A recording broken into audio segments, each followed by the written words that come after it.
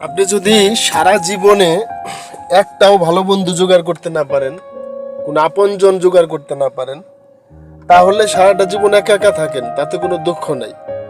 কিন্তু জীবনে এমন মানুষকে কখনো সঙ্গী বানায়েন না যে আপনার আত্মসম্মানের মূল্য বোঝে না, যে আপনার আপনার ব্যক্তিত্বকে মূল্যায়ন করতে জানে না।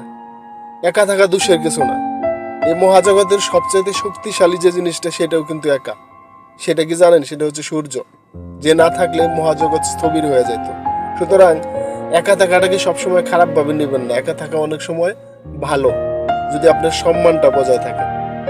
নিজের আত্মসম্মানকে বিসর্জন দিয়ে কখনো কোনো সম্পর্কে সুখী হওয়া যায় না। সুতরাং ভালো থাকতে চাইলে, শান্তিতে থাকতে চাইলে, যেখানে আপনার আত্মসম্মানের মূল্য আছে সেইখানে যান। যেখানে মূল্য নাই সেখান থেকে নিজেকে সরায় নেন। ভালো থাকবেন সবাই।